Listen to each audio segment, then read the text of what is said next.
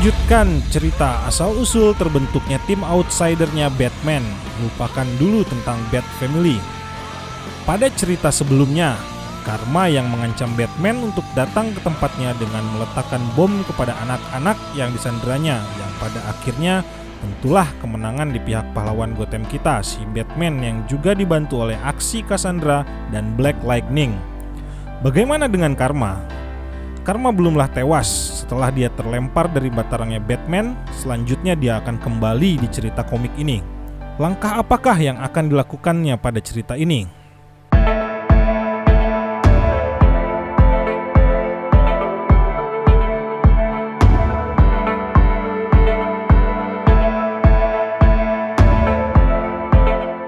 Hai semua, jumpa lagi dengan DC Indonesia. Bagi kawan-kawan yang baru melihat video ini, kami sarankan untuk menekan tombol subscribe pada channel ini agar kami lebih bersemangat untuk membuat video seperti ini. Dan terima kasih kami ucapkan bagi yang sudah subscribe. Kalian luar biasa. Follow juga Instagram DC Indonesia ya. Terima kasih. Cerita ini berada di komiknya Detektif Komik 987 yang dimana beradanya di eranya DC Rebirth dengan judul edisi On the Outside Final yang dirilis pada tanggal 22 Agustus 2018 dan jumlah halaman sebanyak 23 halaman. Ya, langsung saja kita masuk ke ceritanya. Dan inilah ceritanya, check it out. Pada halaman pertama, kita berada di Gotham, Wayne Enterprise. Ya, perusahaan induknya keluarga Wayne, dan itu tentu saja direkturnya adalah Bruce Wayne alias si Batman. Di sini, seorang karyawan yang sedang bergegas pulang karena jam kerjanya sudah selesai, sedang berpamitan kepada petugas security yang berjaga pada malam itu. Namun, tiba-tiba suara tembakan di depan pintu masuk yang mengarah langsung ke bagian kepala karyawan yang bergegas pulang tadi. Dan itu mengakibatkan karyawan itu tewas tergeletak di lantai. Dan terlihat 3 anggota kriminal di luar gedung Wayne Enterprise. Di luar dugaan, ternyata komplotan kriminal tadi tidak hanya bertiga, karena satu dari mereka telah berada di dalam dan menodongkan senjata ke arah petugas keamanan yang sedang bertugas sambil berkata, "Kau boleh panik, tapi jangan coba menekan tombol panik itu." Lalu si petugas keamanan itu pun berkata, "Baiklah, apa maumu?" Kemudian salah satu di antara mereka menjelaskan akan kehadiran mereka di sana dan berkata, "Kami hanya orang panggilan dan kami hanya ingin dibayar." Ternyata di halaman selanjutnya ada Karma yang berada tepat di hadapan mereka. Salah satu pembunuh bayaran itu pun bertanya pada Karma, "Apakah kami dibayar ribuan dolar hanya untuk kepalanya?" Karma pun menjawab, "Tentu saja tidak. Aku membayarmu untuk orang yang akan menyelamatkannya. Kalian boleh menghabisi para anak buahnya, tapi biar aku yang menghadapi Batman." Ternyata Karma dan para pembunuh bayaran itu menyekap petugas security Wayne Enterprise untuk memancing Batman. Oke, sekarang kita beralih ke Batcave. Di sini ada Batman, Katana, Black Lightning, Duke Thomas, dan Cassandra, dan mereka sedang berkumpul membahas sesuatu. Akhirnya Batman berhasil mendapatkan identitas dari wanita yang menjual topeng pada Karma. Wanita itu bernama Martina Dementieva. Ia juga sudah mengetahui kemampuan topeng tersebut, yang tidak hanya sekedar membaca pikiran saja, melainkan juga meningkatkan kecepatan dan kekuatan penggunanya, sekaligus membuatnya tidak merasakan sakit. Katana yang memberitahu semua itu menyatakan bahwa informasi itu ia dapatkan dari file-file Brainiac yang diambil oleh Amanda Waller. Ya, cerita itu ada di komiknya Justice League No Justice. Tak lama, Alfred memberitahu Batman tentang penyekapan seorang petugas keamanan yang bernama Frederick Morgan, seorang ayah dari 3 anak dan seorang suami dari Susan, seorang penderita diabetes tipe 1 yang sengaja ditugaskan malam hari oleh Bruce, karena di pagi harinya dia harus menemani istrinya untuk berobat. Dan penyekapan itu didalangi oleh Vlad Delmar alias Karma. Awalnya Batman berniat untuk berangkat sendiri ke TKP, karena menurut Bruce, dialah yang menciptakan monster itu, dan dia jugalah yang harus menghentikannya. Tapi Jefferson memintanya untuk percaya kepadanya bahwa ia dan anak buahnya dapat membantunya. Di halaman selanjutnya, kembali ke Wayne Enterprise. Terlihat para pembunuh bayaran itu sudah tidak sabar menunggu kedatangan Batman dan para anak buahnya. Lalu mereka pun memutuskan untuk segera menghabisi sanderanya. Saat salah seorang anggota pembunuh bayaran itu hendak menembak Fred si penjaga keamanan, tiba-tiba Black Lightning, Katana, dan para sidekick Batman pun muncul. Dengan kekuatan petirnya, Black Lightning menyerang para pembunuh bayaran tersebut, disusul oleh Katana dan yang lainnya menyerbu ke arah para pembunuh bayaran tersebut. Mereka pun dengan mudahnya mengalahkan pembunuh bayaran itu satu persatu. Lalu saat Katana hendak menebaskan pedangnya ke salah satu anggota pembunuh bayaran tersebut, muncullah Batman yang melarang Katana untuk membunuh.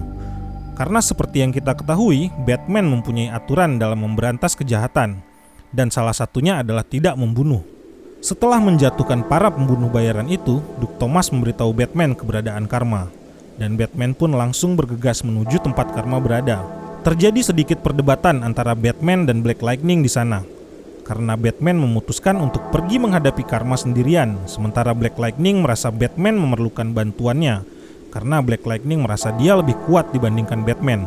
Namun akhirnya Black Lightning mengerti akan alasan Batman yang ingin menghentikan Karma sendirian, dan akhirnya Black Lightning pun mendukung keputusan Batman tersebut. Sambil berjalan menuju lift, Batman pun berpesan bahwa GCPD akan membereskan para pembunuh bayaran tersebut, dan dia juga berpesan agar Fred Morgan si penjaga keamanan pulang dengan selamat. Katana yang belakangan bergabung dengan pasukan Batman pun memberikan saran kepadanya.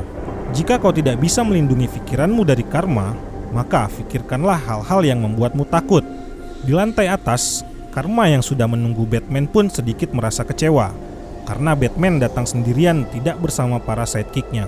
Karma pun dengan penuh percaya diri mengatakan bahwa perlawanan Batman akan sepenuhnya sia-sia, karena dia bisa membaca semua pergerakan Batman, dan dia pun memastikan bahwa Batman pasti akan kalah. Awalnya Batman memang sedikit kewalahan menghadapi Karma, karena Karma telah mengantisipasi setiap gerakan Batman, hingga akhirnya Batman pun memikirkan semua ketakutan dalam hidupnya, yang tentu saja membuat Karma merasakan semua ketakutan yang dimiliki Batman, dan itu membuat pikiran Karma pun menjadi kacau. Batman yang melihat Karma dalam keadaan kacau pun langsung mengambil kesempatan itu untuk melepaskan topeng yang dikenakan Karma, dan langsung membuat Karma tidak berdaya.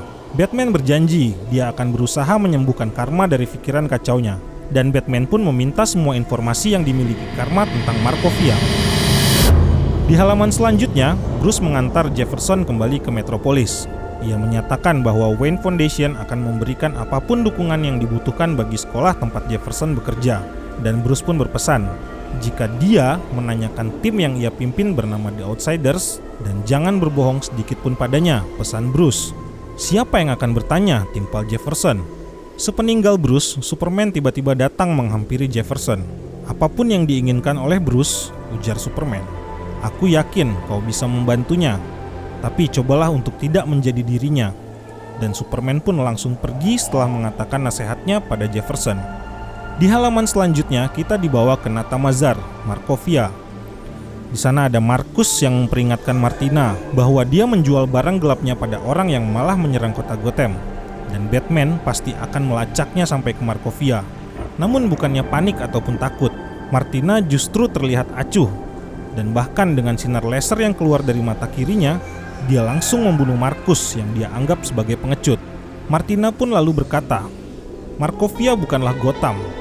Fakta yang akan dipelajari Batman jika dia sampai berani menyerang ke Markovia. Lalu Martina pun memerintahkan anak buahnya untuk menghubungi seseorang bernama Roderick untuk berhenti pura-pura mati, karena ada mangsa yang harus dibunuh. Dan cerita detektif komik isu ke-987 ini pun selesai. Nah, teman-teman DC Indonesia, arc ini sendiri bisa dibilang hanyalah penghubung bagi serial DC komik terbaru, Batman and the Outsiders, yang hadir di bulan Desember 2018. Ceritanya ya tidak jelek-jelek amat sih, tapi juga tidak sensasional. Ya, DC Indonesia akan segera membuat videonya. Tunggu saja ya. Dan akhirnya kita sudah berada di penghujung video. Bagikan tanggapan kalian mengenai video komik detektif komik isu ke-987 ini.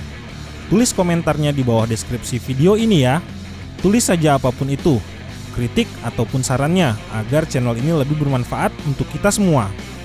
Tekan tombol suka video ini dan share ke seluruh media sosial kalian, baik WhatsApp, Facebook, ataupun media sosial lainnya. Jaga kesehatan teman-teman semua ya. Selamat menjalankan ibadah puasa dan tetaplah berpikir positif. Salam DC Indonesia, karena kita pecinta DC dari Indonesia.